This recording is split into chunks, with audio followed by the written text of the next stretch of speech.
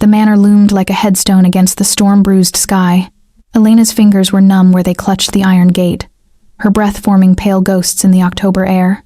Behind her, the village bells tolled 9, too late for wandering, too early for sleep. She had nowhere else to go.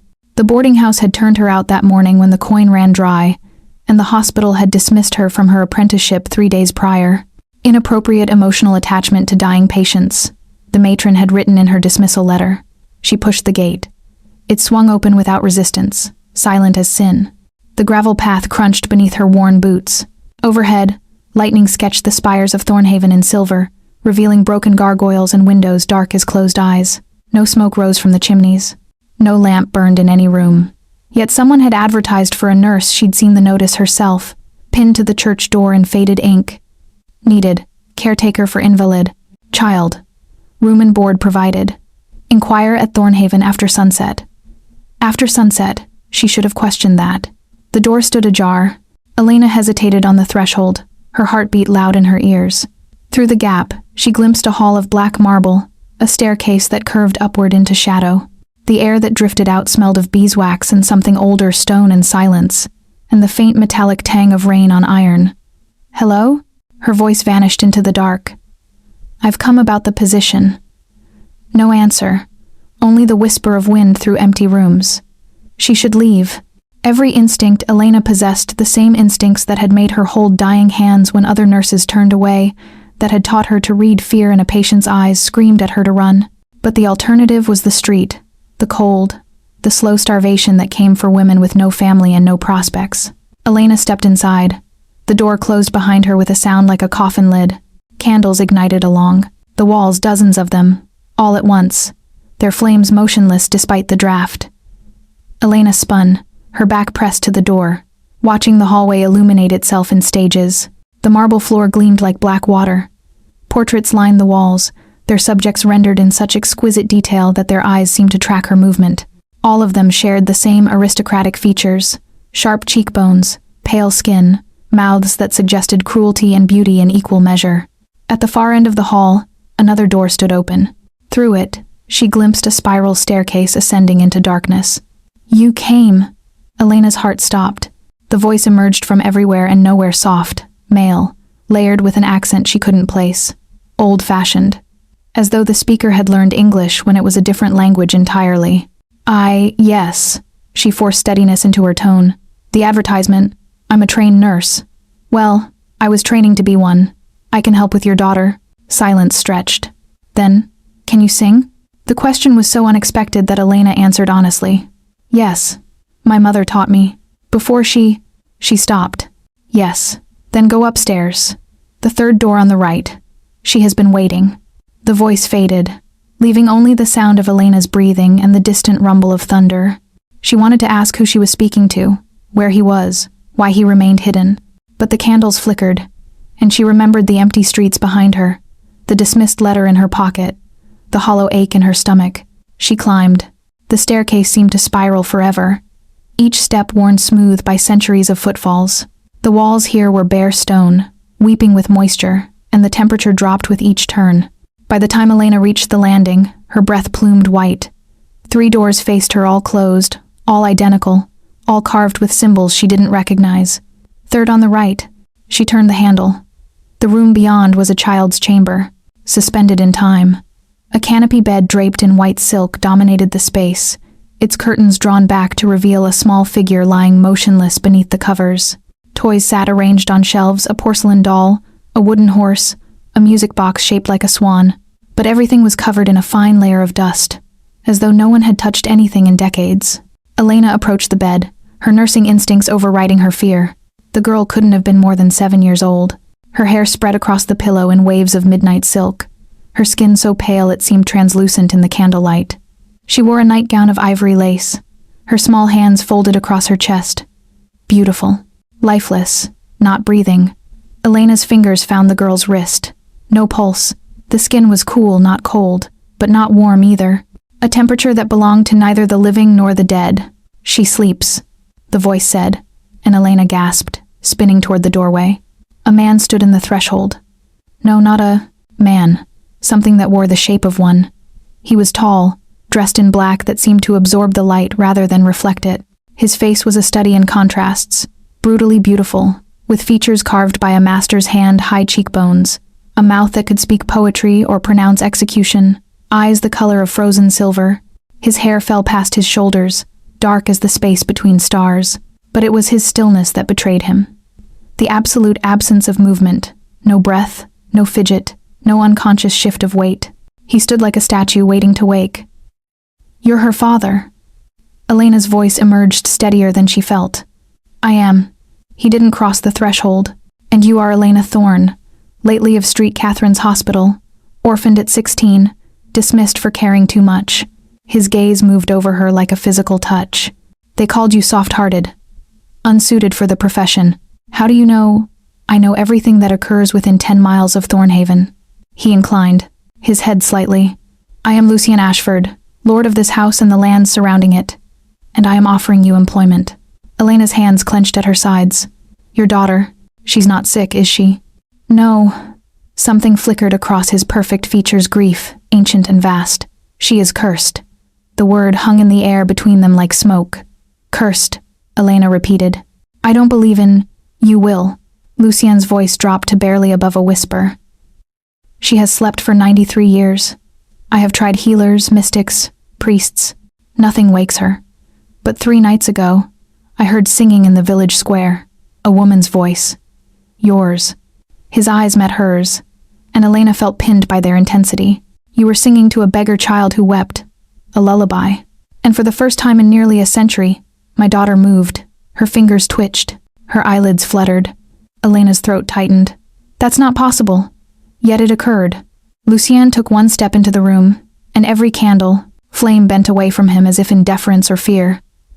"I am offering you a bargain, Elena Thorne. Remain here. Sing to her each night. If she wakes, I will give you wealth enough to live as you choose for the rest of your mortal life.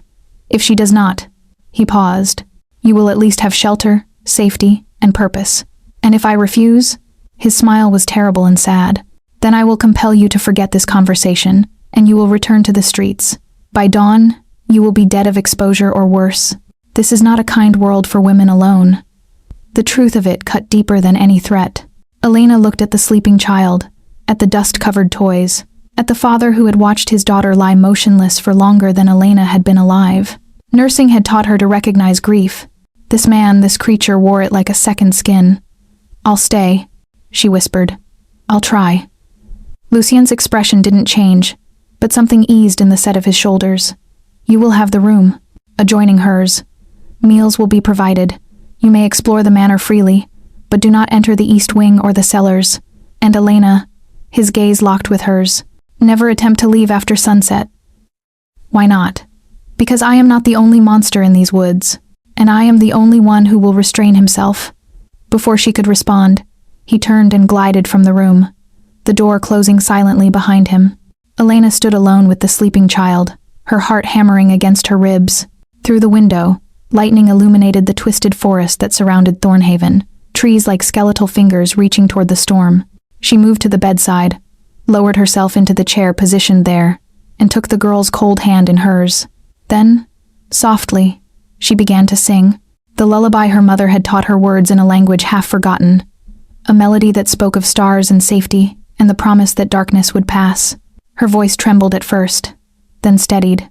The candlelight seemed to pulse in rhythm with the song. Elena didn't see Lucien return to stand in the doorway, hidden by shadow, his silver eyes fixed on the woman who sang as if her voice could resurrect the dead. But she felt the weight of his gaze like hands on her skin. And in her palm, cold fingers twitched. Elena woke to daylight she hadn't expected. The room around her was not the cell she'd anticipated, but a chamber of faded elegance, walls papered in dove-gray silk, a 4-poster bed carved with roses, tall windows that overlooked the tangled gardens below. Someone had laid her nightclothes on the coverlet and placed a pitcher of water on the washstand. The fire in the hearth burned low but steady, as if tended while she slept. She had no memory of leaving the child's room. The last thing she recalled was singing until her voice grew hoarse, watching the girl's pale face for any sign of change. Then exhaustion had pulled her under like a tide.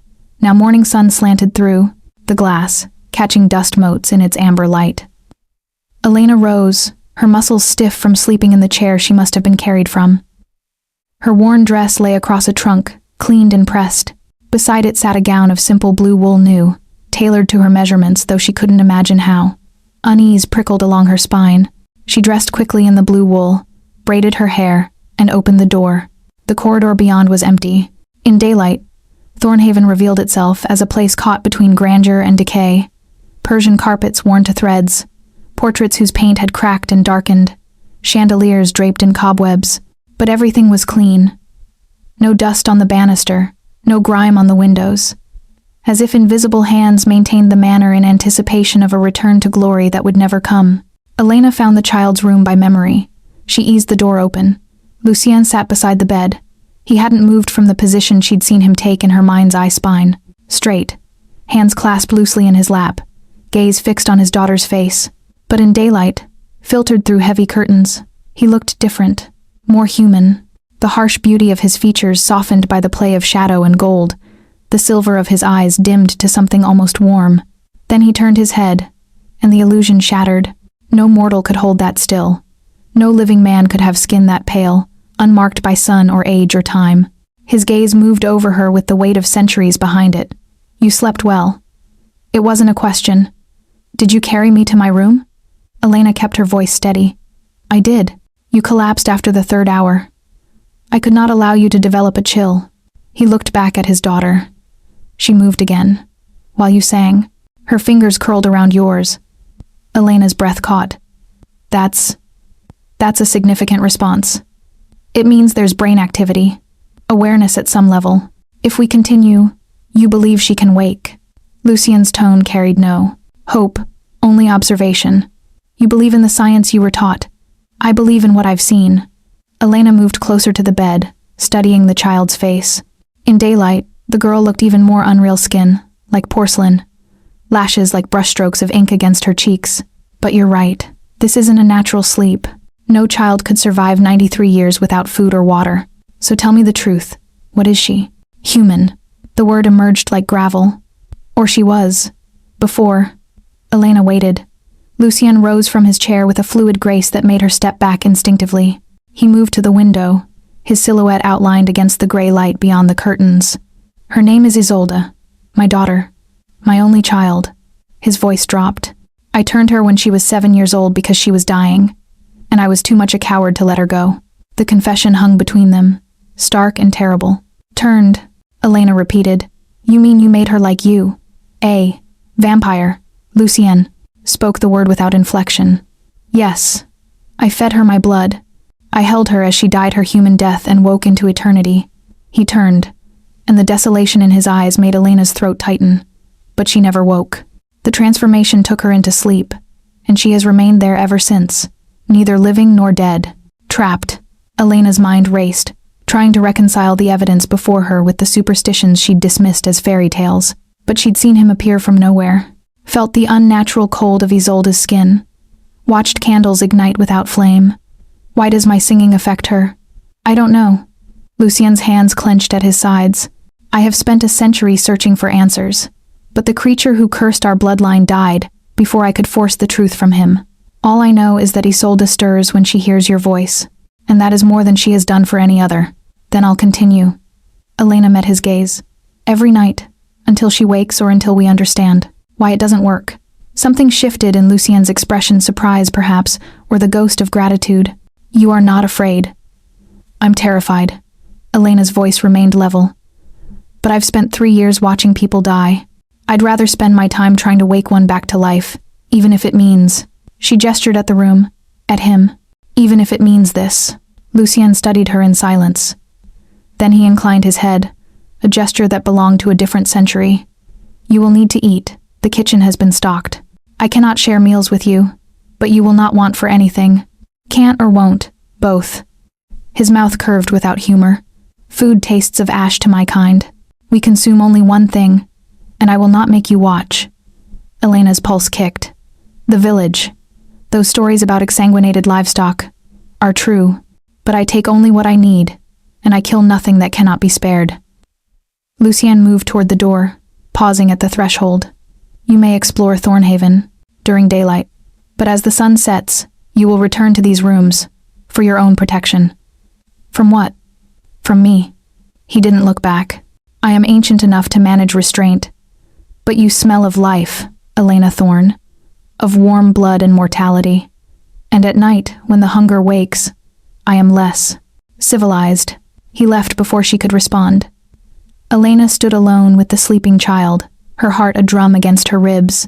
Through the window, she watched Lucien's dark figure cross the courtyard below, moving with inhuman speed toward the manor's east wing, the place he'd forbidden her to enter. She should run. Find a way to leave before sunset trapped her here. Instead, she turned back to Isolde. The girl's face remained peaceful, untouched by dreams or nightmares. Elena reached out, brushing a strand of dark hair from her forehead. Your father loves you very much, she whispered. I'm going to help him.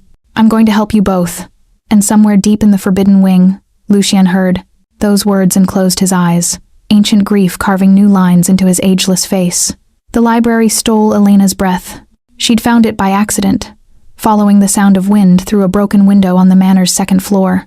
The double doors had been ajar, and when she pushed them wide, she stepped into a cathedral of books, 3 stories tall, walls lined floor to vaulted ceiling with volumes bound in leather and gold, rolling ladders positioned at intervals like sentinels.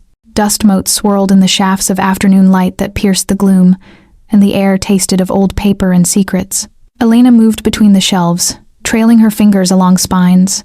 Medical texts in Latin, alchemical treatises, poetry in languages she didn't recognize, and an entire section devoted to folklore, vampirism, lycanthropy, fey creatures, curses that bound bloodlines for eternity. She pulled a volume at random. A compendium of blood curses and their undoing, dated 1643. The pages crackled as she opened them, revealing illustrations rendered in meticulous detail, sigils drawn in red ink, instructions for rituals involving moonlight and bone, accounts of families destroyed by the very immortality they'd sought. Researching your employer? Elena spun, the book tumbling from her hands. Lucien stood in the doorway, still as the statues that lined the manor's halls. He wore different clothes, a shirt of charcoal gray, sleeves rolled to his elbows, revealing forearms marked with scars that looked like silver burns. His hair was tied back, exposing the sharp lines of his face, and in the library's diffused light, he appeared less otherworldly, almost mortal, until he moved, one moment at the threshold, the next beside her, plucking the fallen book from the floor with preternatural grace. He studied the cover, mouth tightening. An optimistic choice, he said quietly. Most of these books offer false hope, curses that can supposedly be broken with true love's kiss or the blood of a virgin sacrifice. He set the volume back on the shelf with deliberate care. I have tried everything. Nothing works. But you're still looking. Elena kept her voice gentle. Why else would you keep this collection? Because the alternative is despair. Lucien turned to face her fully, and the rawness in his expression made her chest ache. When you have forever, you must choose to keep searching, or choose to surrender. I refuse the latter. Elena studied him, this creature who claimed to be a monster yet haunted libraries like a scholar, who killed to survive yet grieved for his daughter with a father's helpless love. The contradictions intrigued her more than they frightened her. Tell me what happened, she said. The night Isolde fell into this sleep. Lucien went still. For a long moment, Elena thought he wouldn't answer. Then he moved to the window, staring out at the grounds that sprawled wild and untamed beyond the glass. She was dying of scarlet fever. I had watched her decline for weeks, helpless despite all my power, all my centuries of knowledge. She was my only child, born to me before I was turned, when I was still human, still alive. His voice dropped to barely above a whisper. I had lived 300 years by then. I had seen empires rise and fall, but I could not save one small girl. Elena waited, sensing the words cost him. So I did what I swore I would never do. I offered her my blood. I killed her human life to give her an immortal one. Lucien's reflection in the glass was ghostly, insubstantial. But as she drank, another vampire appeared, one I had wronged centuries before, and he spoke a curse over her that she would sleep until the one who sings the song of the damned could wake her. Then he destroyed himself before I could force him to explain. The song of the damned. Elena frowned. What does that mean? I don't know. I have brought musicians, opera singers, priests who chant in dead languages. None have. affected her. Lucien turned, his silver eyes finding hers. Until you, whatever you carry in your voice, it reaches her where nothing else can.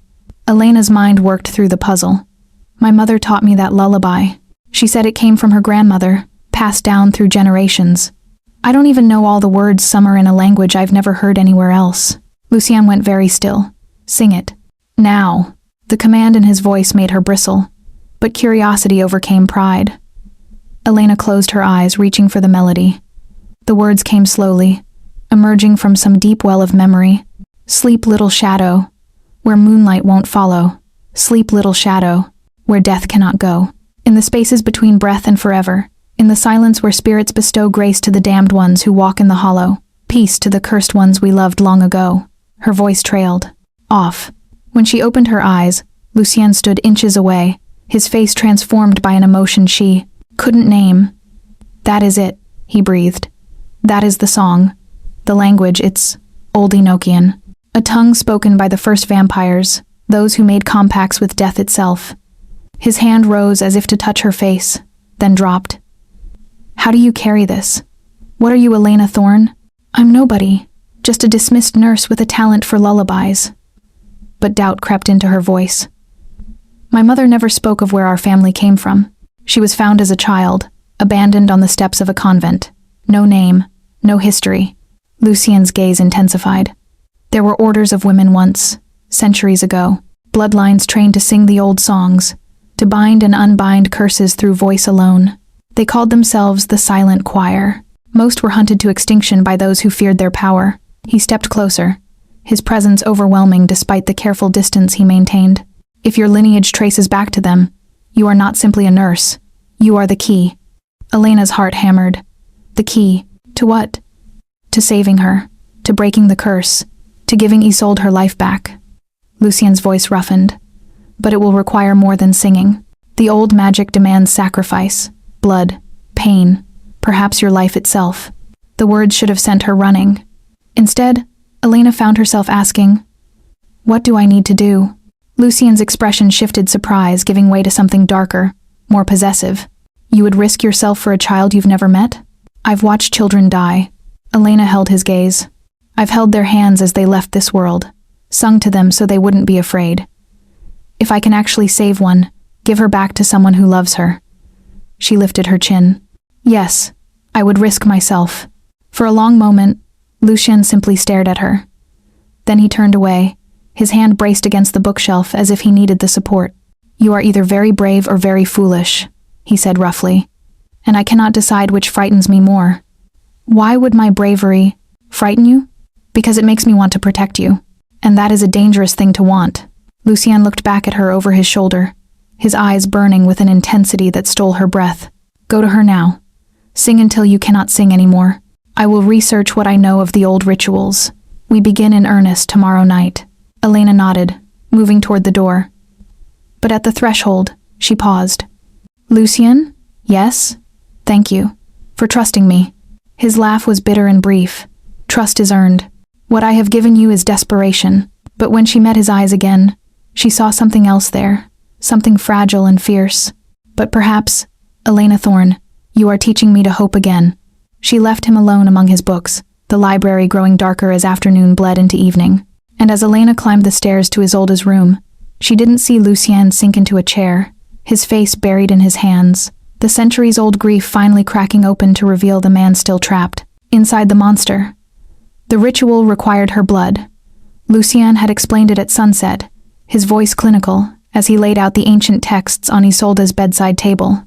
The curse could only be broken by one who carried the song and willingly offered her life's essence. Not to death, not completely, but enough to form a connection, a bridge between mortal soul and immortal sleep. Now Elena sat with her sleeve rolled back, watching silver moonlight through the window paint strange shadows across the floor. Isolde lay unchanged, her small chest barely rising. Lucien knelt beside Elena's chair, a silver knife gleaming in his palm. There is still time to refuse, he said quietly. Once begun, the ritual cannot be stopped without harm to you both. Elena's hand trembled, but her voice remained steady. Will it hurt her? No. Only you. Then let's begin. Lucien's jaw tightened. He pressed the blade to her wrist, and Elena hissed as pain bloomed bright and sharp. Blood welled, dark in the candlelight, and Lucien caught it in a chalice, ancient silver, engraved with symbols that hurt to look at directly. "Sing," he commanded. "The song in the old tongue. All of it, if you can remember." Elena's voice wavered at first, her vision swimming from pain and the sight of her own blood pooling in the cup. But the melody came, rising from somewhere deeper than memory. The words poured out in that strange language, each syllable carrying weight, power, as if the air itself thickened around them. Lucien moved to Isolde's side. With infinite care, he parted her lips and let 3 drops of Elena's blood fall onto her daughter's tongue. The reaction was immediate. Isolde convulsed, her back arching off the bed. Her eyes flew open silver like her father's, but clouded, unfocused. A sound emerged from her throat, half sob, half scream. Lucien caught her shoulders, holding her steady, speaking rapidly in languages Elena didn't understand. Comfort, command a father's desperate plea. "Keep singing," he ordered, and Elena obeyed, though her voice cracked with exhaustion. The blood in the chalice began to glow, soft at first, then brighter, casting crimson light across the walls. Elena felt something pulling at her, a sensation like hooks in her chest, drawing her forward, connecting her to the girl on the bed. Images flashed through her mind. A garden in summer, a child's laughter, a woman's face smiling down, the taste of honey cakes and sunshine. Then darkness. Crushing, suffocating darkness. A voice whispering curses in the void. And underneath it all, a child's terrified voice calling, "Father, Father, I'm lost," Elena gasped, the song breaking. The light vanished. Isolde went limp in Lucien's arms, her eyes sliding shut once more. "No." Lucien's voice cracked. "No, come back. Isolde, please." But the girl slept on, unreachable. Elena slumped in the chair, her wrist still bleeding, her head spinning. Lucien lowered Isolde carefully back to the pillows, his hands shaking the first uncontrolled movement Elena had seen from him. Then he turned to Elena, crossing the space between them in a blur. "You're pale." His fingers were cool against her face, tilting her head up. "You gave too much. Why didn't you tell me to stop?" "Because it was working." Elena's voice emerged as a rasp. "I felt her, Lucien. I was inside her mind. She's trapped in the curse, but she's aware. She's calling for you." Lucien went rigid. "You could reach her consciousness?" "For a moment, before I ran out of blood." Elena tried to smile. "We need to try again. But next time, I need to be stronger. I need to sustain the connection longer." "No." Lucien's refusal was absolute. "I will not risk your life further." "It's not your choice." Elena met his gaze despite the dizziness. "She's so close. I could feel it. One more attempt might break through. And kill you in the process." Lucien's voice dropped to something raw. "Do you think I can watch another die for my mistakes? That I can—" He stopped, his jaw clenching. Then, deliberately, he reached up and tore his own wrist open with his teeth. Elena recoiled. "What are you—" "Drink." He pressed the bleeding wound to her lips. "Vampire blood heals mortals. It will restore what you've lost."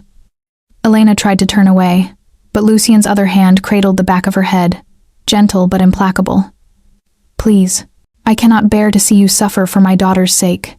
The blood touched her tongue hot, metallic, unexpectedly sweet, and with it came a rush of sensation, strength flooding her limbs, the pain in her wrist dulling to nothing, her vision clearing, but underneath the healing, something else, memories that weren't hers. A battlefield at dawn, the moment of death and reawakening. The first time he held Isolde, mortal and mewling and perfect. The centuries of loneliness, the weight of immortality like chains. Elena pulled back, gasping. I know." Lucien released her, stepping away, quickly. "Blood shares more than vitality. It shares truth. Now you know what I am, what I have done." Elena looked at him, really looked. Not at the monster or the lord, but at the man who had lived too long and loved too deeply. "You're not evil. You're tired." The words seemed to strike him like a blow. For a moment, his perfect composure cracked, and Elena glimpsed the exhaustion beneath centuries of it, grinding and relentless. "Yes," he whispered. "I am so very tired." Before Elena could respond, A sound echoed through the manor glass, shattering somewhere below. Lucien's head snapped up, every line of his body going taut. Something is here. His voice shifted, becoming something else. Predator, protector. Stay with Isolde. Lock the door behind me. Let no one enter. Lucien. What? But he was gone, moving faster than her eyes could track. The door slammed shut, and Elena heard the lock turn from the outside. She ran to Isolde, gathering the small body into her arms, and pressed back against the headboard. Through the window, she saw shapes moving in the forest, shadows that walked like men but moved like smoke. And then the howling began. The siege lasted until dawn.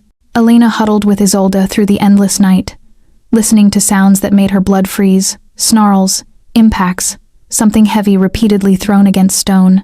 Lucien's voice rang out once in command, speaking words that resonated with power. Then silence, broken only by the wind. When pale light finally crept through the curtains, Elena dared to move. She laid Isolde gently back on the bed and approached the door. It remained locked from outside. Lucien? Her voice barely rose above a whisper. Are you there? No answer. Elena pressed her ear to the wood, straining to hear footsteps, breathing, anything. The manor was tomb silent. She remembered the ritual knife on the bedside table. With trembling hands, she picked it up and used its tip to work the lock, a skill learned from a patient who'd been a thief before illness claimed him. The mechanism clicked. She eased the door open.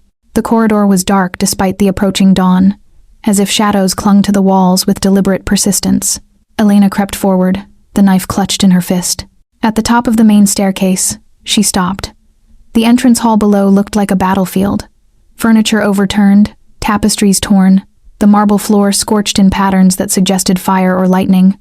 And in the center of the destruction, Lucien knelt with his head bowed, his clothes shredded, deep gashes visible across his back and arms. Lucien! Elena ran down the stairs, forgetting caution. She dropped to her knees beside him, her hands hovering over the wounds. What happened? What attacked us? Hunters. His voice emerged rough, damaged. The Order of the Silver Dawn. They've been tracking me for decades. They knew you were here, a mortal woman. They thought to use you as leverage. Elena's breath. Caught. They wanted to take me? They wanted to kill you. Lucien raised his head, and Elena flinched at the fury burning in his silver eyes. To punish me by destroying what I protect. I prevented them, but more will come.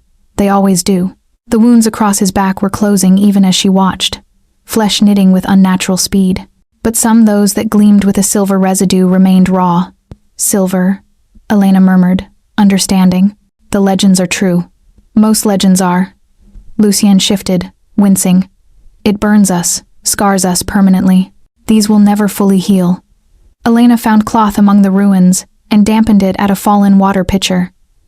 Gently, she pressed it to the worst of the silver burns. Lucien hissed, but didn't pull away. You shouldn't be here, he said. You should have stayed locked away where it was safe. Safe? Elena's laugh was shaky. Lucien, nothing about this situation is safe. I'm performing blood rituals for a sleeping vampire child while hunters assault the manor. Safe left the building the moment I stepped through your gate.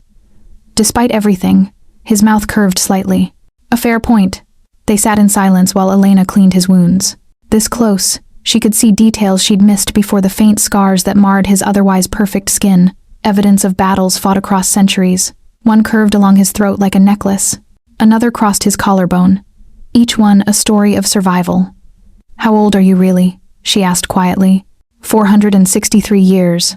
Lucien's gaze tracked her movements. I was turned during the English Civil War. A battlefield conversion. My commanding officer chose to save me rather than let me bleed out in the mud. At the time, I thought it a blessing. And now? Now I understand that immortality is not a gift but a sentence. Everyone I have ever loved has died. My wife, my parents, my friends, even my fellow soldiers who survived the war eventually succumbed to age or illness. His voice dropped. Only Isolde remains, and she is lost to me in a way that is worse than death. Elena's throat tightened. We'll save her. Yesterday proved the connection is real. Yesterday proved you are willing to die trying. Lucien caught her wrist, his grip gentle but firm. Elena, I need you to understand something. The next attempt will require more blood, more of your life force. You could sustain permanent damage. You could... He stopped, jaw clenching. You could become like her, trapped between life and death, unable to wake. I understand the risks. Do you? His eyes searched hers. Or are you simply so accustomed to sacrificing yourself for others that you cannot fathom another option? The accuracy of that struck deep. Elena pulled her wrist free, turning away. What else should I do? Run? Leave her to sleep forever because I'm afraid? Yes. Lucien rose with fluid grace despite his injuries. You should preserve your life. You should find safety. Somewhere far from me and the darkness I carry. He moved to stand before her, and Elena felt the full weight of his presence, centuries of power and grief and longing. But I am selfish. I want you to stay. I want to use your gift to save my daughter. And that makes me a monster more than any hunger for blood ever could. Elena looked up at him, this creature who claimed to be evil yet condemned himself for wanting help. What if I choose to stay? Not because you compel me, but because I want to? Why would you want that? Because for the first time since I lost my nursing position, I feel like I'm doing something that matters. Because Isolde deserves a chance at life. And because Elena stopped, uncertain how to voice the truth forming in her chest. Because when I look at you, I don't see a monster. I see a father who loves his child more than his own existence. Lucien went utterly still. Then, so quietly she almost missed it. You see too much. Or perhaps you show me more than you intend. They stood inches apart, the ruined hall falling away until nothing existed but this. The space between mortal and immortal, the recognition of kindred loneliness. Lucien's hand rose as if moving without his permission, his fingers barely grazing her cheek. If you stay, he said, voice low and dangerous, I will protect you from everything that walks in darkness, but I cannot protect you from myself, from what I might come to want from you. Do you understand? Elena's heart thundered, but she didn't step back. I'm not afraid of you, Lucien. Then you are a fool. But his touch lingered, thumb brushing her jaw with devastating gentleness. A beautiful, infuriating fool. A sound from above, a small cry, barely audible. Both of them turned. Isolde, Elena breathed. They took the stairs together, Lucien moving just slowly enough that Elena could keep pace. In the child's room, they found her as they'd left her, seemingly unchanged. But her lips were parted, and, as they watched, another sound emerged. Not words, not quite, but vocalization. Response. Elena approached the bed, taking Isolde's hand. I'm here, she murmured. We're both here. Can you hear me? The child's fingers twitched, curling slightly around Elena's. Lucien made a sound, broken, desperate hope. He sank to his knees beside the bed, taking his daughter's other hand. Isolde, my starlight, my heart, come back to us. And in the growing dawn, as Elena began to sing once more, neither of them noticed the figure watching from the forest's edge, silver weapon gleaming, cold smile promising vengeance. The Order of the Silver Dawn had not yet finished with Thornhaven. 3 nights passed in a rhythm of blood and song. Elena would wake at sunset, dine alone in the vast kitchen while shadows lengthened outside. Then she would climb to Isolde's room, where Lucien waited with the chalice and blade. Each night they would perform the ritual, her blood freely given, his voice guiding her through the ancient words, the connection between her and the sleeping child growing stronger. And each night, Isolde came closer to waking. On the 3rd night, the girl's eyes opened briefly, focusing on Elena's face with a lucidity that stole her breath. Her lips formed a word. Mama? Elena's chest constricted. No, sweet one, I'm not your mother, but I'm here. Your father's here. Lucien was beside them instantly, his careful composure shattering. Isolde, I'm here, Starlight. Father is here. But the girl's eyes had already closed, pulled back under by the curse's weight. Lucien remained frozen, his daughter's hand clasped in his, and Elena saw dampness on his cheeks, tears he probably didn't realize he was shedding. She knew me, he whispered. For a moment she knew me. Elena placed her hand over his. She's fighting to come back. We just need to give her one more chance. Tomorrow night, Lucien's voice steadied with decision. Tomorrow we attempt the final ritual. The one that will either break the curse completely or, he didn't finish. Or kill me, Elena supplied. You don't have to protect me from the truth. Lucien looked at her then, and the expression in his eyes made her breath catch fear and desire and something fiercer that she didn't dare name. You should hate me for asking this of you. I know. Elena smiled faintly. But I don't. She left him with Isolde and descended to the library, seeking distraction in the medical texts. But she found herself drawn instead to the volumes of poetry on the highest shelves. She climbed the rolling ladder, selecting a book bound in burgundy leather. "Reading my private journals?" Lucien's voice came from below. Bold. Elena nearly dropped the volume. She looked down to find him standing at the ladder's base, one hand resting on the rail. Even disheveled from the night's ritual, he was devastatingly beautiful, dark hair falling loose, shirt open at the throat, shadows carved beneath his cheekbones. "Is that what this is?" She clutched the book. "I thought it was poetry." "It is. I wrote it. 3 centuries ago, during a winter in Venice. I was," he paused, "learning to be alone." Curiosity overrode embarrassment. Elena climbed down, the book tucked under her arm. "May I read it?" "Why would you want to?" "Because you fascinate me." The admission emerged before she could stop it. "You're a monster who writes poetry, a killer who grieves. You claim to be dead, but you feel more alive than anyone I've known." Lucien's jaw clenched. "Elena, I know you're trying to maintain distance, to protect me from whatever this is between us." She took a step closer. "But I don't want protection. I want honesty." "Honesty?" His laugh was harsh. "Very well. Honestly, I think about you every moment you're not in my sight. Honestly, I want things from you that would horrify any decent woman. Honestly." He moved faster than thought, suddenly before her, his hand cradling her face. "Honestly, Elena Thorne, you are making me believe in impossible things again, and that terrifies me more than any dawn or silver blade." Elena's heart hammered against her ribs. What impossible things? That I might not be damned. That something good could exist in this cursed life. His thumb traced her lower lip, and desire sparked hot in her veins. That you could look at me without fear and see something worth saving. "I do see that." Elena lifted her hand to cover his. "Every time I look at you, I see a man who has survived unspeakable pain, who has kept loving even when it costs him everything. That's not damnation, Lucien. That's grace." He closed his eyes, and she felt him tremble, this ancient, powerful creature undone by simple words. "If I kiss you," he said roughly, "I won't want to stop." "Then don't stop." Lucien's eyes snapped open, burning silver in the library's gloom. For one suspended moment, he didn't move. Then his control shattered. His mouth claimed, hers with a hunger that went beyond physical, centuries of loneliness pouring into the kiss, desperate and demanding. Elena gasped, and he deepened the kiss, one hand fisting in her hair, the other spanning her waist. She tasted coolness and the faint metallic tang that meant vampire, but underneath it something uniquely him, dark and addictive. Her back hit the bookshelf. Lucien pressed against her, every line of his body hard and unforgiving. His lips moved to her throat, trailing kisses along the pulse that thundered there. Elena felt his teeth graze, her skin not breaking, just promising, and heat flooded her. "Tell me to stop," he murmured against her neck. "Tell me you don't want this." "I can't." Elena's fingers tangled in his hair. "Because I do want this." "I want you." Lucien made a sound low in his chest, part growl, part groan. He pulled back just enough to meet her eyes, and what she saw there stole her breath. Desire. Yes, but also something tender and terrible in its intensity.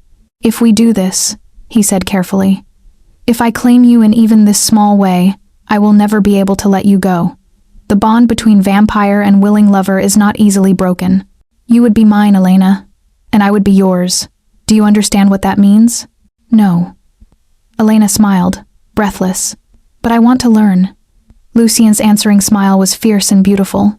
He lifted her easily, carrying her to the chaise that sat before the cold fireplace. But as he lowered her to the velvet cushions, a sound shattered the moment a child's scream, high and terrified. "Isolde!" They ran. Elena reached the room first, flinging open the door. What she saw made her blood freeze. Isolde sat upright in bed, her silver eyes wide and wild. But she wasn't looking at them. She stared at something beyond the window, something that cast shadows wrong, that moved with unnatural fluidity through the trees. "Father," the girl whispered, her voice rusty from disuse. "Father, he's come back. The man who cursed me. He's come to finish what he started." Lucien reached his daughter's side in a blur, gathering her to his chest. "You're awake. Starlight, you're awake. I can't stay awake. Tears streamed down Isolde's pale cheeks. The curse, it's trying to pull me back. But I had to warn you. He's coming. And he's bringing the others. The ones who want us dead. Elena moved to the window, searching the darkness. There a figure standing at the forest's edge. Tall, wrapped in shadows that seemed to writhe with life. And behind him, more figures. Dozens. An army. Lucien, she said quietly, we have a problem. He appeared beside her, Isolde still in his arms. When he saw what waited beyond the glass, his expression went cold and deadly. The Order and a death priest, he said flatly. Together. They mean to end this tonight. Can you fight them all? No. Lucien looked down at his daughter, at Elena, and she saw the decision forming in his eyes, brutal and absolute. But I can buy you time to run, both of you. No. Elena's refusal was immediate. We fight together, or not at all. Elena, you're mortal. You'll die. Then I'll die defending your daughter. She met his gaze without flinching. Because I love her. And she stopped, the truth rising like a tide. And I love you. So if you think I'm running while you face this alone, you don't know me at all. Lucien stared at her, and for the first time since they'd met, he looked utterly stunned. You love me. Inconvenient, I know. Elena's smile was shaky. But yes. Against all reason and sanity, I love you. Isolde made a small sound, her hand reaching for Elena's. She sings to me, the child whispered. In my dreams. She's my light in the dark. Lucien looked between them, the mortal woman who had somehow stolen his heart, and the daughter he'd thought lost forever. Then he handed Isolde carefully to Elena. Keep her safe, he commanded. No matter what happens, keep her safe. Lucien, but... He was already moving to the door, his form shifting, becoming something more than human, something primal and terrifying. His voice echoed back, no longer quite his own. They want a monster? Then a monster they shall have. And as he descended to meet the army waiting in the dark, Elena held Isolde close and began to sing the old song. The binding words, the magic her bloodline had carried across centuries. Because if love was the price of awakening, she would pay it gladly, even if it cost her everything. The battle shook the manor's foundations. Elena held Isolde in the corner farthest from the windows, one arm wrapped protectively around the child, the other clutching the ritual knife. Through the glass, she watched darkness and violence collide. Lucien moved through the enemy forces like death itself, impossibly fast, inhumanly strong, each movement precise and lethal. But the hunters were prepared. Silver chains lashed out, wrapping around his limbs. Blessed blades cut, deep, leaving wounds that blazed with holy fire. He's outnumbered, Isolde whispered, her body trembling. They're going to kill him. No. Elena's voice shook but remained firm. We're not going to let that happen. She looked down at the child in her arms, this girl who had slept for nearly a century, who had fought her way back from oblivion through blood magic and song. Isolde's silver eyes met hers, and Elena saw not weakness, but a fierce determination inherited from her father. You're strong enough to stand? Elena asked. Isolde nodded. Then we're going to finish the ritual. Right now. Elena set the knife between them. One more offering, one more song, and this time we break the curse completely. But the book said it requires death. Isolde's voice cracked. Someone has to die to sever the chain. Elena took the girl's hands, holding tight. Then let it be the one who cast it. Because I have an idea. She pulled Isolde to the window, forcing herself to look past the carnage to the figure who stood apart from the battle, the death priest, his form wrapped in unnatural shadows. He watched Lucien struggle with cold satisfaction, arms spread as if conducting a symphony of violence. That's him, Isolde confirmed. I remember his voice, his curse. Then his is the death required. Elena's mind raced through everything she'd learned from the library's texts, the fragments of lore Lucien had shared. A curse is a bond. It connects caster to victim. If we can reverse the flow, send your awakening back through that bond. It would kill him instead. Understanding lit Isolde's face. The magic would consume him.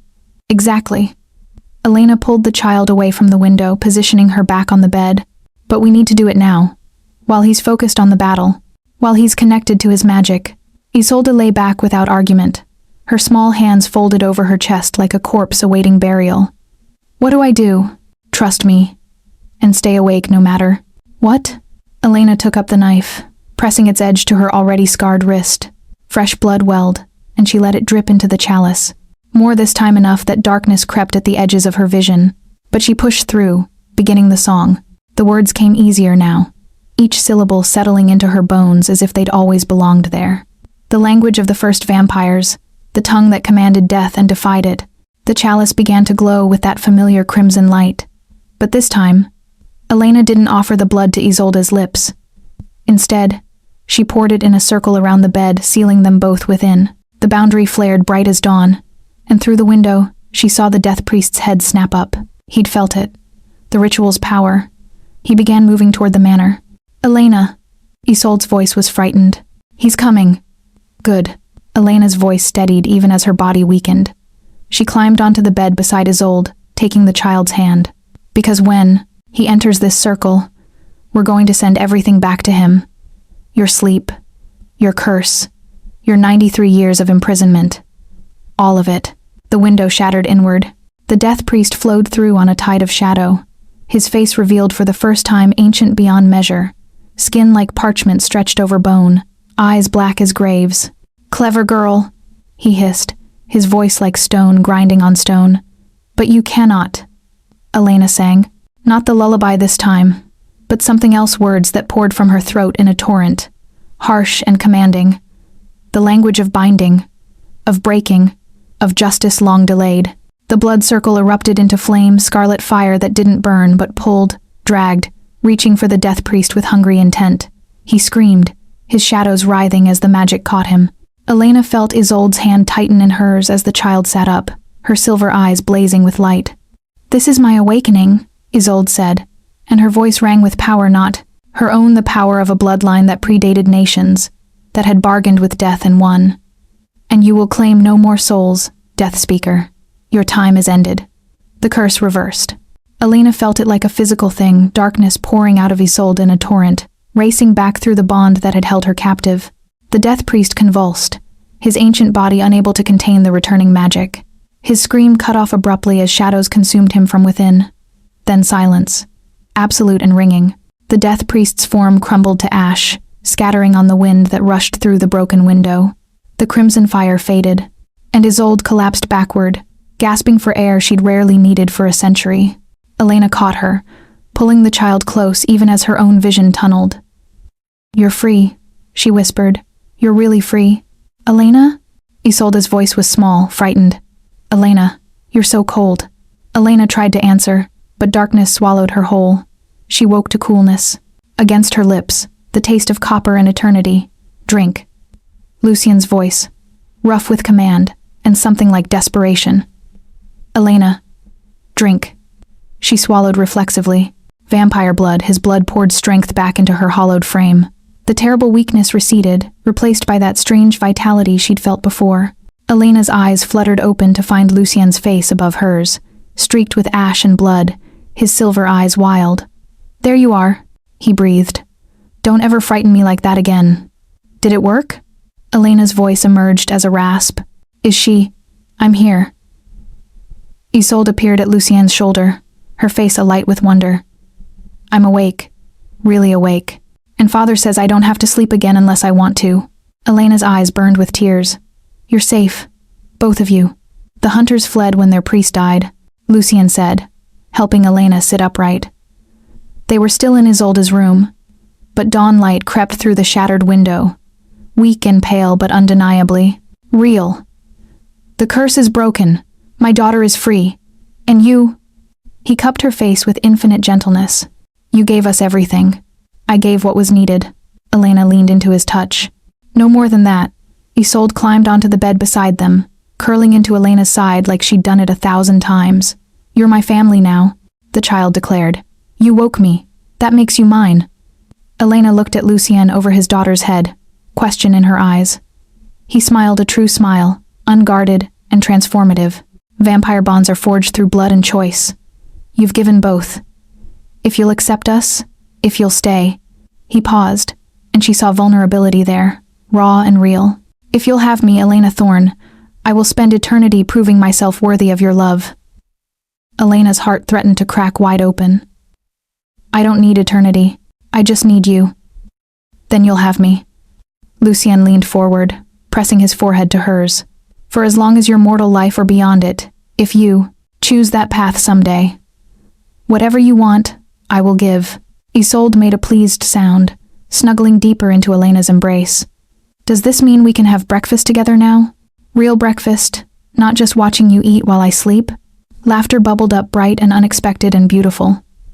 Elena looked at this impossible family she'd somehow acquired, an ancient vampire lord who wrote poetry and grieved deeply, a newly awakened child who had slept through a century, and herself a dismissed nurse who'd found purpose in the darkest places.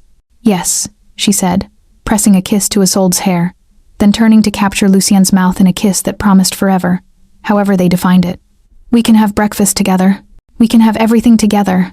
And as dawn fully broke over Thornhaven, painting the ruined room in shades of gold, 3 beings who had each been lost found themselves found, bound by blood, saved by song, united by a love that transcended death itself. Elena woke to birdsong and the impossible warmth of sunlight on her face. For a disoriented moment, she thought herself back in her cramped boarding house room, that the past weeks had been fever dream or madness. Then she felt the silk sheets beneath her skin, caught the scent of old roses from the vase on the windowsill, and memory returned in full.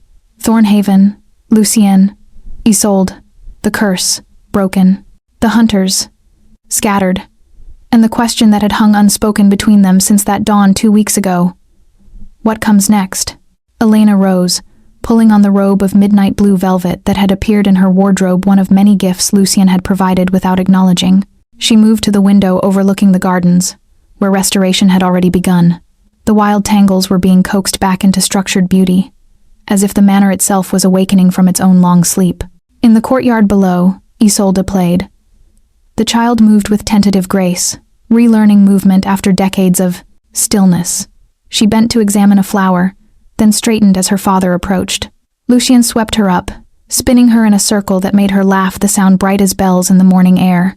Elena's heart constricted with love so fierce it hurt. A knock at her door. "Come in," she called. Lucien entered, leaving Isolde to explore the gardens under the watchful eye of Mrs. Thorne, the housekeeper Lucien had employed, a woman who asked no questions and kept vampire hours without complaint. He closed the door behind him with deliberate care. "We need to talk," he said quietly. Elena nodded, gesturing to the chairs before the fireplace.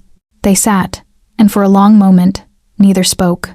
This close, in daylight, Elena could see the changes in him, the way he'd loosened his grip on rigid control, the softness that appeared when Isolde was near, the careful hope in his eyes when he looked at Elena herself. "You've been avoiding this conversation," he said finally. "As have I, because it terrifies me," Elena admitted. "The choice you're offering." Lucien leaned forward, elbows on his knees. "I have not offered anything. I've been waiting for you to ask, because you want me to be sure it's what I want, not something you've compelled or manipulated." Elena met his gaze. "But Lucien, I don't know how to be sure. I'm 23 years old. I haven't lived yet. How can I choose eternity when I barely understand mortality?" "You can't," he said simply. "And I would never ask you to." "Elena." He reached across the space between them, taking her hand. "I love you. I love your courage, your compassion, the way you sing to my daughter as if she's always been yours. But I will not steal your human life to keep you." "Then what are you saying?" "I'm saying stay. Live. Let Isolde and me love you for however many years you'll grant us." His thumb traced circles on her palm. "Grow old. Experience everything you've been denied. And if, when you reach the end of your natural life, if you still wish for more time, I will turn you then." Elena's breath caught. "You'd wait? Decades, watching me age while you and Isolde remain unchanged?" "I've waited 93 years for my daughter to wake." Lucien's smile was gentle. "I can wait a human lifetime for your answer." Tears pricked Elena's eyes. "But you'd have to watch me die." "Eventually, yes, unless you choose transformation." He raised her hand to his lips, pressing a kiss to her knuckles. "Either way, I will treasure every moment. Because you gave me back my daughter. You gave me back hope. Whatever time I'm granted with you is a gift I don't deserve but will protect with my last breath." Elena stood, pulling him up with her. She wrapped her arms around him, feeling his initial surprise give way to fierce embrace.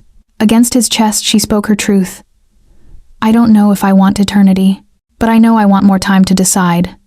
Time to live. To experience the world beyond boarding houses and hospitals. To build something real with you and Isolde. She pulled back to look up at him. Can that be enough for now? More than enough. Lucien's kiss was tender, reverent. I will give you the world, Elena Thorne. Every wonder I've seen in 4 centuries. Every joy I've forgotten how to feel. And when the time comes for your choice, whatever you decide, I will love you no less.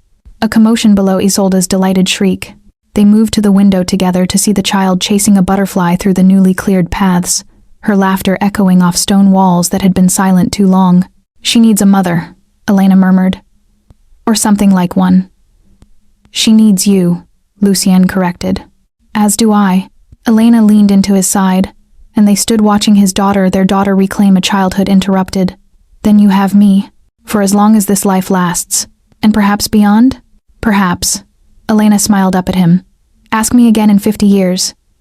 Lucien's laugh was warm and genuine. I'll hold you to that. They went down together to join Isolde, and the child ran to them, grabbing their hands, pulling them into the garden's heart.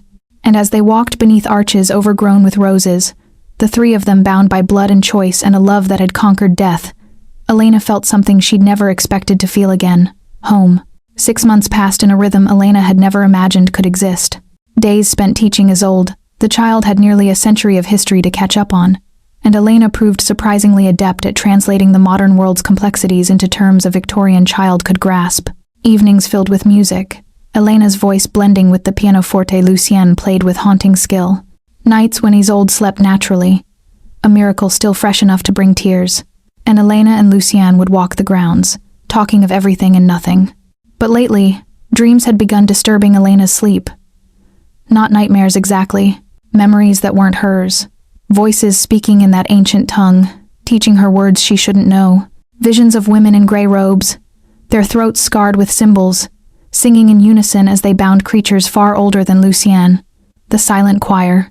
Her bloodline's legacy. She mentioned nothing at first, unwilling to invite new mysteries into their hard-won peace. But the dreams intensified, and with them came power. Her voice, already capable of breaking Isolde's curse, now made candles flare when she sang certain notes. Could make Lucien flinch with discomfort when she tested the upper registers. Could, she discovered one night in the library, make the protective wards around the manor resonate and strengthen.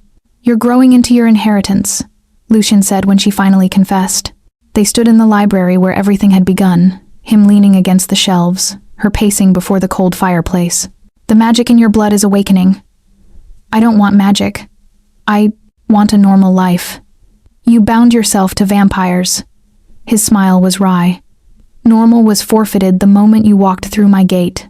Elena stopped pacing. Does it frighten you? What I might become? No. Lucien closed the distance between them. But I think it frightens you. He was right.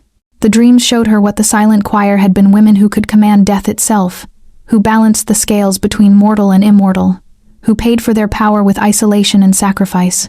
Every one of them had died alone. I don't want to be alone, Elena whispered. You're not. Lucien tilted her chin up. You have Isolde. You have me. And whatever power awakens in you, we face it together. A crash from above. Isolde's voice frightened. Father! Elena! Something's wrong. They ran. Isolde's room was freezing, frost creeping across the windows, despite it being late spring. The child stood in her nightdress, staring at the mirror above her vanity. Elena's breath caught. The mirror showed not their reflection but a scene from elsewhere. A woman in gray robes, throat scarred with sacred marks, standing before a gathering of shadows that wore human shapes. She was singing, and even through the glass, the power in her voice made the air vibrate. It's a message, Elena breathed. From the choir, or what's left of it. As they watched, the woman in the mirror turned, looking directly at them. Her mouth shaped words. Come. The sisters call you home. Your training is long overdue. Then the vision shattered. The mirror cracked down the center, and warmth flooded back into the room. Isolde grabbed Elena's hand. What does that mean? Where do they want you to go? Elena looked at Lucien, seeing her own uncertainty reflected in his eyes. I don't know, but I think I need to find out. The journey took 3 weeks. The vision had left coordinates, appearing in Elena's dreams with increasing urgency. A location in Scotland's Highlands, a place marked on no map. Lucien insisted on accompanying her, and Isolde refused to be left behind. So they traveled together by train and coach, and finally on foot, climbing into mountains that had stood since before humanity learned to write. They found the stronghold at sunset, not a ruin but a living place, hidden behind wards that made Elena's teeth ache. A fortress carved from the mountain itself, windows glowing with pale light, and at its gates, 3 women in gray robes waited. The eldest stepped forward. Her throat bore the familiar scars, her eyes ancient and knowing. Elena Thorne, daughter of the lost line. You've finally come. Elena found her voice with effort. You've been calling me. Why? Because the world is changing. The balance between mortal and immortal grows unstable, and the silent choir requires a new generation to maintain the old ways. The woman's gaze moved to Lucien and Isolde. You travel with vampires. Love them, even. This complicates your path. They are my family, Elena said, firmly. I won't abandon them. We don't ask you to, but we do ask you to train, to learn what your blood has forgotten, to become what you were meant to be. The elder smiled, and there was kindness in it. The choir once believed in isolation. We were wrong. Power is meant to be shared, love meant to be kept. We can teach you to be both a daughter of the choir and a mother to immortals, if you'll accept. Elena looked at Lucien. He gave the slightest nod, your choice. She turned back to the elder. How long will training take? Years, perhaps a decade. Then we stay together, all of us. And when my training ends, we return home to Thornhaven. The elder's smile widened. You negotiate like a daughter of the choir already. Very well. Come, all of you. Let us teach you how to sing down the stars. They crossed the threshold together, mortal woman, vampire lord, and immortal child. And as the gates closed behind them, Elena felt the future unfold in possibility. Not the eternity Lucien had offered, not the mortal life she'd planned, but something new, something chosen, a life woven from both worlds, sustained by love that death could not diminish. And that, Elena thought as Isolde's hand slipped into hers, and Lucien's arm circled her waist, was worth every sacrifice. 7 years passed within the mountain. Elena learned the ways of the silent choir, not the isolation and sacrifice of the old order, but a new path forged by her presence. She mastered the songs that could bind or break, heal or harm, command the dead to stillness or call the living to action. Her voice became an instrument of devastating precision, each note carrying layers of meaning and power. But she also learned tenderness. How to sing Isolde to peaceful sleep when nightmares from her lost century returned. How to soothe Lucien when the weight of immortality grew too heavy. How to weave magic that protected rather than controlled. Isolde thrived under the choir's care. The sisters taught her history and languages, mathematics and art. She learned to control her vampiric nature without denying it, to find strength in the synthesis of what she was neither fully child nor fully monster, but something in between. Something unprecedented. And Lucien became whole again. Elena watched it happen slowly, the way his smiles came easier, the way he began writing poetry once more, the way he looked at the future without the shadow of grief darkening his eyes. He trained with the choir's guardians, learning to balance his predatory nature with the discipline they taught. He became not just a vampire but a protector, using his power to defend the choir's stronghold from those who would see it destroyed. On the 7th anniversary of their arrival, the elder called Elena to the central chamber. Your training is complete, the woman said. You have become what your bloodline was meant to produce, a bridge between worlds. A voice that speaks for both mortal and immortal. She handed Elena a gray robe, identical to those the sisters wore. Will you take your place among us? Become a guardian of the balance? Elena ran her fingers over the fabric, feeling the power woven into every thread. I'm honored, but I need to ask if I accept. Must I remain here? No. The elder's expression softened. The old ways required isolation. The new ways you've helped us forge understand that power is strongest when rooted in love. You may go. Take your family home to Thornhaven. But when we call, you must answer. And you must train others, so the choir never dies again. I can do that. Elena met the elder's eyes. Thank you for giving me this choice. You've given us far more hope for a future we thought lost. Go with our blessing, Elena of the choir. And remember, your voice is a gift, but your heart is your true power." That night, they made their farewells. Isolde, now 14 and heartbreakingly beautiful, embraced each sister with genuine affection. Lucienne spoke words of gratitude in languages Elena was still learning, and Elena herself sang a song of thanks and farewell, of promises kept and new journeys beginning. They descended from the mountain at dawn. Thornhaven welcomed them home with roses in bloom. Mrs. Thorn had maintained the manor perfectly, and new staff had been hired, people who asked no questions and kept the hours that suited a vampire household. The gardens were magnificent, the rooms filled with light and life. The shadows that had once dominated finally banished. Elena stood in the entrance hall, memory flooding back. She'd entered this place 7 years ago as a desperate woman, with nowhere else to turn. She returned as something far greater. Mother to an immortal child, partner to an ancient vampire, and bearer of a power that could shake the world. Home, Isolde breathed, spinning in a circle. "We're finally home." "Yes." Lucien's arm settled around Elena's waist, drawing her close. "Finally." That night, after Isolde had retired to the chambers she'd claimed as her own, Elena and Lucienne climbed to the manor's highest tower. They stood at the parapet, looking out over the lands that stretched dark and silver in the moonlight. "You're different," Lucienne observed. 7 years have changed you." "I'm 30 now, practically ancient by mortal standards." Elena smiled. "And yes, I've changed. The training was transformative. Do you regret it? The time given to the choir?" "No." Elena turned in his arms, looking up at his ageless face. "But I've been thinking about our conversation, the one about eternity." Lucienne went very still. "And I'm not ready yet. I want more time in this mortal form. I want to see 40, perhaps 50. Elena traced the line of his jaw. "But I also know I don't want to lose you, either of you, so I've decided when the time feels right, when I've lived enough for myself, I'll ask you to turn me." "You're certain?" His voice was careful, controlled. "No. But I'm more certain than I was." Elena kissed him softly. "Ask me again, in another 7 years. We'll see where I am then." Lucien's laugh was quiet and warm. "You enjoy keeping me waiting. I enjoy keeping you hoping." Elena pulled him down for a deeper kiss, pouring 7 years of longing into it. "Besides, you have eternity. What's a few more decades?" They stood together as the night deepened, mortal and immortal, aging and ageless, bound by love that had survived curses and hunters and time itself. And somewhere in the manor below, Isolde sang a lullaby her mother had taught her, words that spoke of family and home and the belief that some bonds were too strong for even death to break.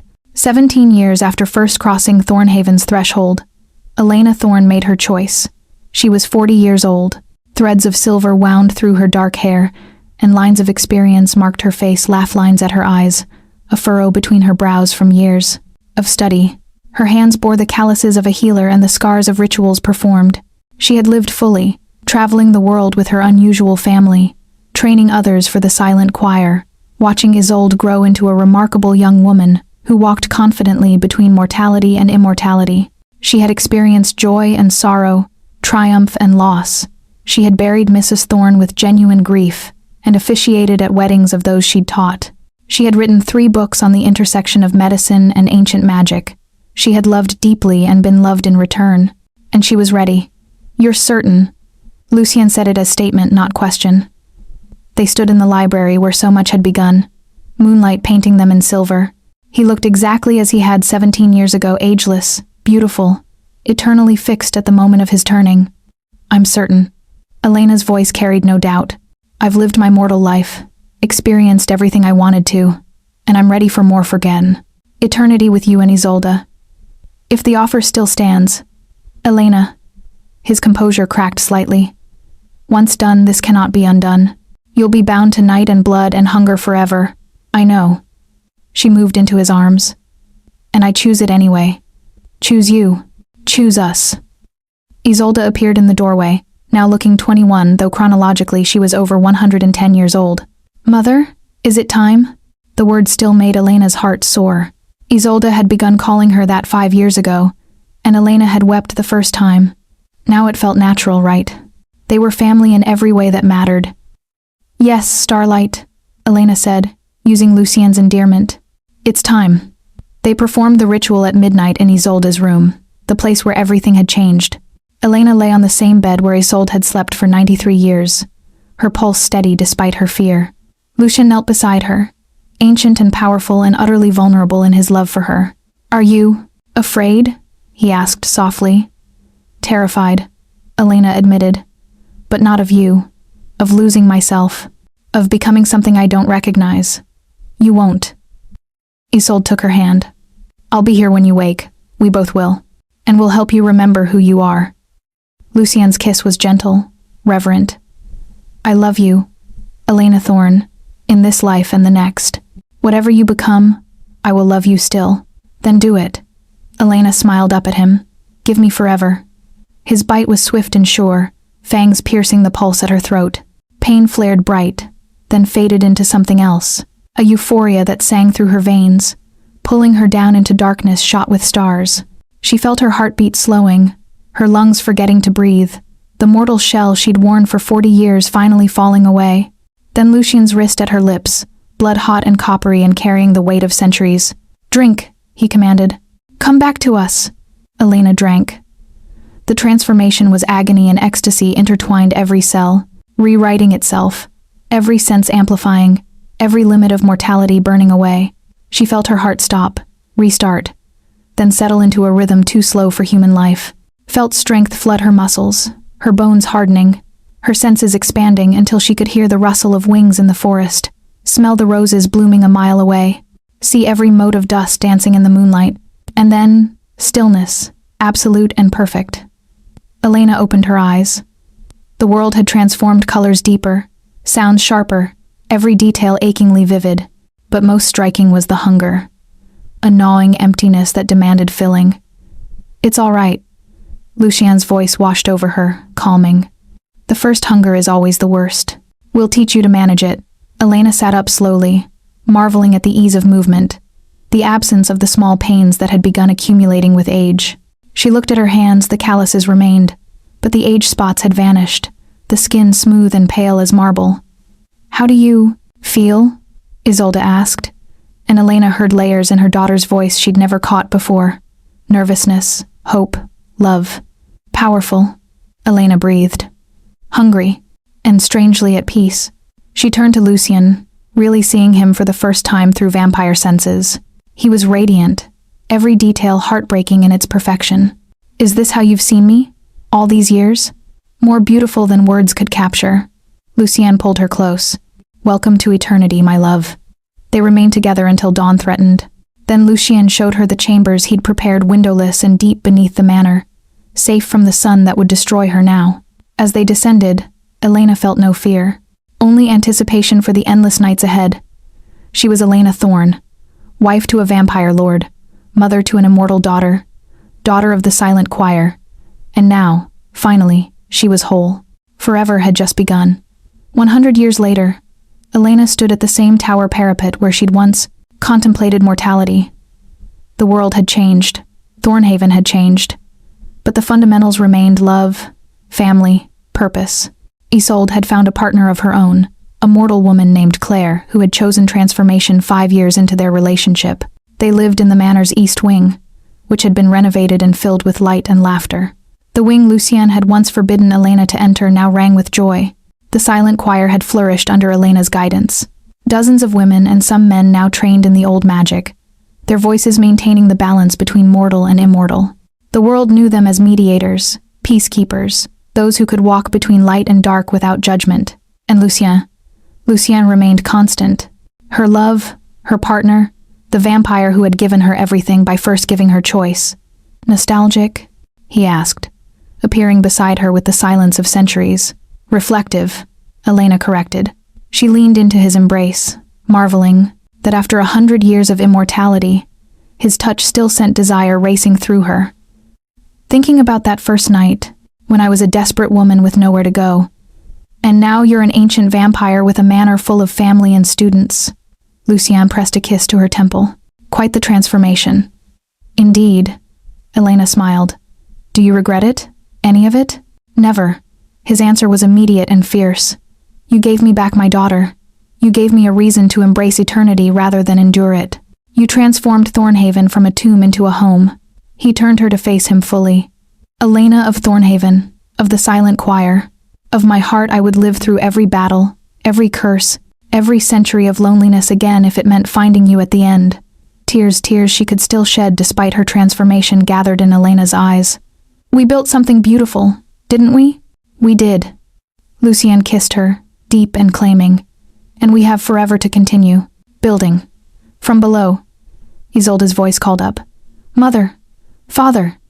The students have arrived for this evening's training.